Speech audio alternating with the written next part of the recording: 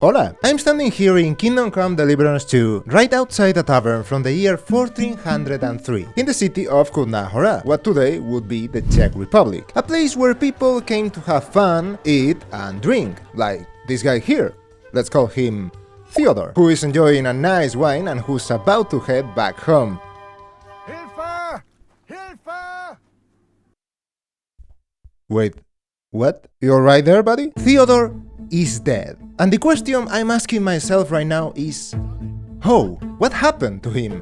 He was fine just a moment ago. The answer is inside the tavern. Or maybe it was a bandit looking at all that blood on his clothes, but hey, that's not what this video is about, okay? To find out, I started looking around and followed his steps before this happened. We can see he is not doing anything special, walking calmly through the city, goes to his favorite tavern, sits at a table, drinks some wine, leaves, and then he is dead in the street. Wait a second. This is the moment that would put him in danger for the first time. Because what he was about to drink wasn't just wine, it was poison. But not the kind you're thinking of. See, medieval taverns were one of the most dangerous places in the entire Middle Ages. Who would have thought, right? Before making this video, I honestly thought medieval taverns were like some kind of medieval nightclubs where everyone went to have a good time, you know? Alcohol, partying, losing all your money on bets, and basically just having fun. But after looking into it a bit, I found out they were actually full of infections, poisoning, and crazy amounts of violence. I think someone should probably call an ambulance. Today we're gonna look at all these dangers that most people don't think about, while also solving the mystery of our friend Theodore's death. But first, let's answer what everyone's probably wondering. How did poison end up in Theodore's drink? This poison we are talking about isn't like what you might think. It was a specific one. It was lead. Yeah, lead. I thought it was weird too. And if we want to know how it ended up in his drink, the first thing we need to understand, and trust me, this matters more than it sounds, is what type of tavern he went to. I know, sounds silly, but it's the key to understanding how he died. Back in the Middle Ages, there were different types of taverns depending on your social class. But to make it simpler, let's split them into two. There were the ones for poor people, where farmers, workers, travelers and regular folks would go. These were usually in villages, poor areas or along the roads. And the ones for rich people, nobles, merchants, church people and all kinds of upper class folks. Most were in wealthy areas and usually in cities, but these rich ones had one specific thing. You've guessed it. Lead. In the poor taverns, the owners didn't think too much about what materials to use for their plates and spoons. They thought, why am I gonna spend money on something that half the village is gonna use? And honestly, they had a point. I mean, it would be a waste to spend money on something better. So they used wood, but the rich wanted something more. Being poor was too mainstream. Besides wood, they've started using metals. And listen, because this is important. Among these metals, there was lead. Wine cups, plates, spoons, you getting it, right? Lead was mixed with all the metals used in taverns. Yeah, they loved lead. I don't know why, but they loved it. Well, actually I do know, but I'm gonna create some mode here. Just having these things didn't poison you by itself, though honestly I wouldn't recommend it. The real problem was in those mugs and cups where the alcohol was served. Because what's one of the main things about alcohol? Yeah, it gets you drunk, but besides that, acid. Correct. That acid made the lead from the mugs and cups dissolve bit by bit into the drink. So with every single sip, you were poisoning yourself without knowing it. Not a nice way to go, let's say. You like it cider? You were dead. You like it wine? You were dead too. For sure, a time in history when being poor was actually better. Yeah. Because now with inflation, bills, everything getting more expensive. Anyway, let's keep going. Now, listen. The death of these people is obviously not instant. Theodore didn't die from drinking this wine. And liking cider wasn't gonna make you drop dead suddenly. At most, it would cause you other problems but not kill you right away. Usually, lead poisoning didn't kill you instantly. First, it would give you some warning signs. Warning signs, not very nice ones. Let me warn you that if you're sensitive to this stuff, I recommend skipping ahead a few seconds. Ready? Okay, here we go. Blue gums. See this? If your gums look like this, you are in trouble. Big trouble. This meant you'd been around lead for weeks or even months, and your chances of dying were really high. But if that already seems bad, I have worse news. Not everyone got blue gums. And you're probably wondering, isn't that a good thing? I mean, if you didn't get them, it meant you weren't poisoned, right? No. Actually, it just meant that you could be poisoned and basically dying inside, and still not have this sign. Because, of course, it wasn't the main one, and very few people got it. The most common signs were stomach pain and being unable to go to the bathroom, being tired, getting angry easily, and if you were around it a lot or for a long time, high blood pressure and problems having children. Yeah. Pretty bad. But if you think about it, easy to mix up with other problems. Because, I mean, stomach pain? Being honest, I don't think that was rare back then. Being tired and angry?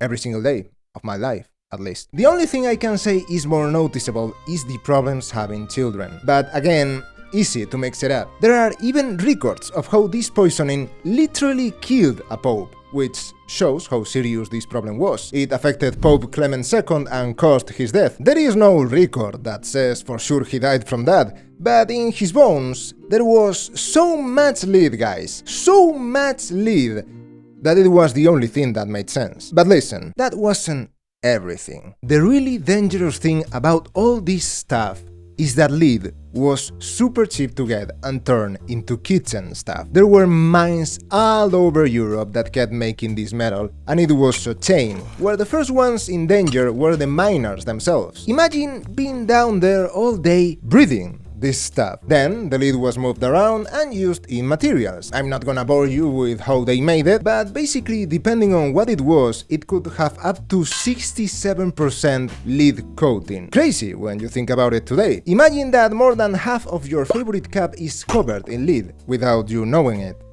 Of course, it's to die for. Okay, that wasn't even funny. Now, all it took was for a noble or merchant, in this case Theodore, to go to his favorite tavern, order his usual wine, and the alcohol would slowly pull the lid off the cap, poisoning himself without knowing it until his death. Kingdom Come Deliverance shows really well what these rich taverns were like. You can see lead materials everywhere. The game itself doesn't work much with them, but there is only so much detail a video game can have, right? But we can see these metal things stored on shelves or in kitchens, and these were the ones they normally used. And it's a nice detail to be able to see them like this and compare them with the ones we have in real life, and see that they do look pretty similar. But if you've been paying attention, you'll have noticed something. Theodore is not drinking from a metal cup, which means it doesn't have lead. And that brings up a question. Did he really die from lead poisoning? I mean, it doesn't make sense. All the customers are drinking from wooden cups, and obviously wooden cups aren't dangerous. Right? To check this, I went to another tavern in the poor part of the city. This one is called the Hole in the Wall. What the fuck is that? Remember what I said earlier? In these poor taverns, they used wooden stuff, and we can clearly see that here if we compare it to the fancy taverns in the city. But of course, if you thought using wooden stuff would fix the poisoning problem, let me tell you that, honestly, I thought the same thing. But what's the enemy inside the wooden plates and cups this time? The wood itself. Because what's one of its main things? Exactly, it's like a sponge. Or in other words, it soaks up everything you put in it. Soups, stews, wine, beer, whatever. And again, the problem was in the cups where alcohol was served. Think about it. when you have hundreds of people coming into your place, you use the same stuff over and over. But the difference with metal ones is that these didn't soak up anything, which means they didn't fill up with something you probably know called bacteria. And with each use, more bacteria builds up. Theodore, in this case, isn't safe, even though he's drinking from this wooden cup. The diseases or problems you can get from drinking from a wooden cup aren't as bad as lead poisoning, but they are still pretty bad. But maybe a stomach illness could have been the cause? I mean, I wouldn't eat from something that's been washed in there, honestly. These people didn't change the water at all. But no. It doesn't make sense. We would have seen some signs. The problem must come from somewhere else.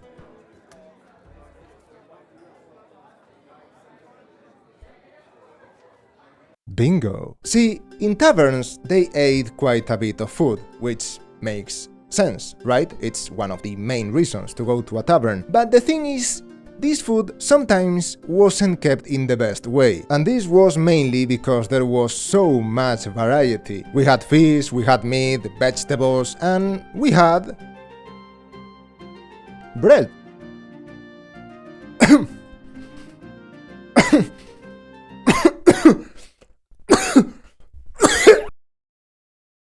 St. Anthony's Fire. St. Anthony's Fire was one of the worst things that could happen to you in the Middle Ages.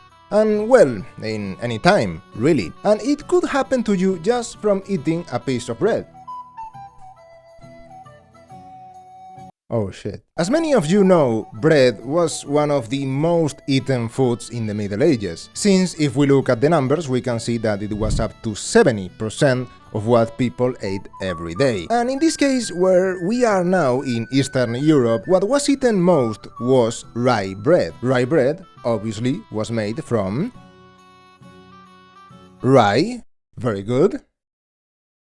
I think I need to stop doing these kind of things. But here comes the interesting part. When we look into rye bread a little bit, we'll see that there was a small, big problem. Do you see this picture?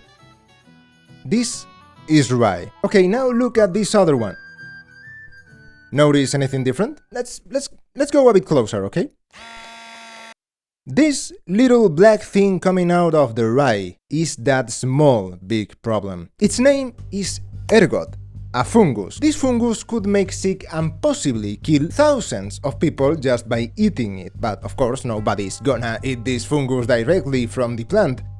At least I want to believe nobody would. Since there was no kind of checking at the time, all the rye ended up in the mills whether it had this fungus or not, and later in the bread, which would end up in the cities and then in medieval taverns and inns, making our friend Theodore get sick and die. And let me tell you that when someone eats bad bread, the best thing that can happen is to die. Because, guys, after seeing what happens when you eat this fungus, I don't know if I'd want to go through all that. Again, warning for sensitive people. Depending on the type, it changes, but it would be something like pain everywhere, cramps, shaking, blood flow problems, being pale, and for sure, the worst of all, your fingers and toes rotting, which is known as gangrene. I'm not gonna put photos, but you can look it up and it's not nice to see. And it was fixed, well, as many of you can imagine,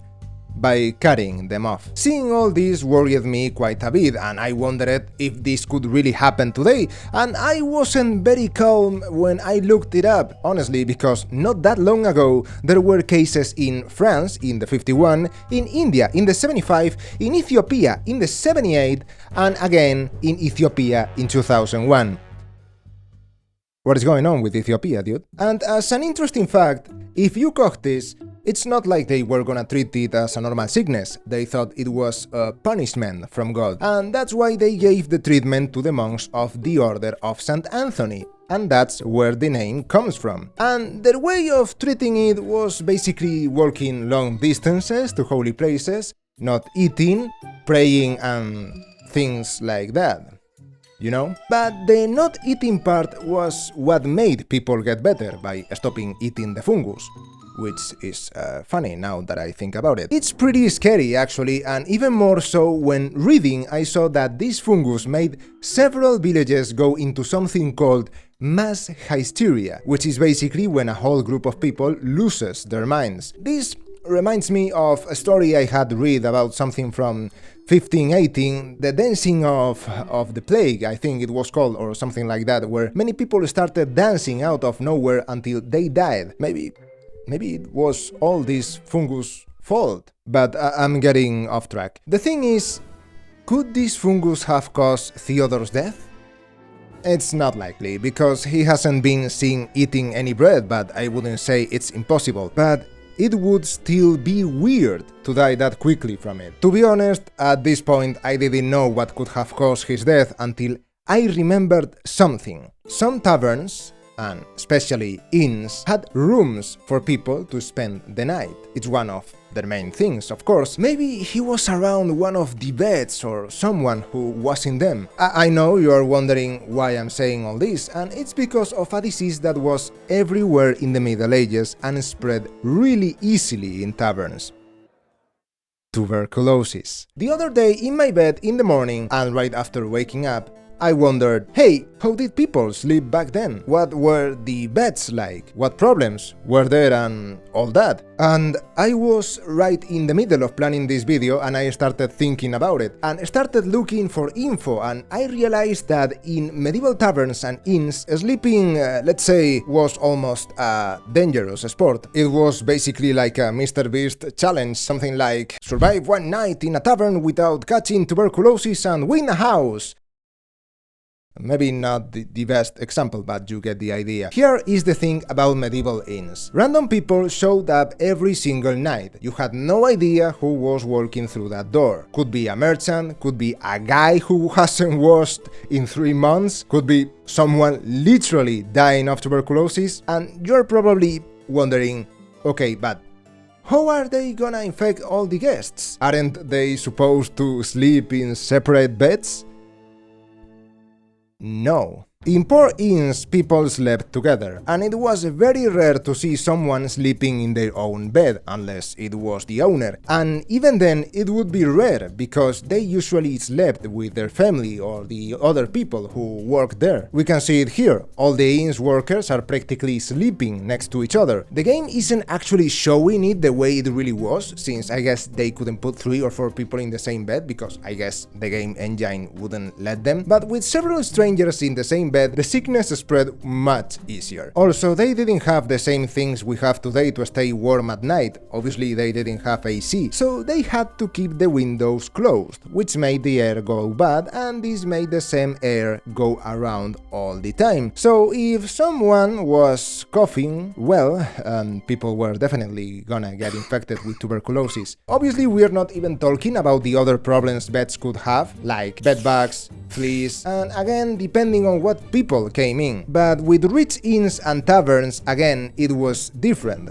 because in rich inns, in some of them, not all, there were special beds only for people who had a lot of money, which let you sleep alone. And those people obviously weren't gonna catch the disease, but if it were a medium-level tavern, so to speak, in that case people still slept together or with beds really close to each other. But almost all the taverns and inns had the most dirty detail, let's say: not changing the beds.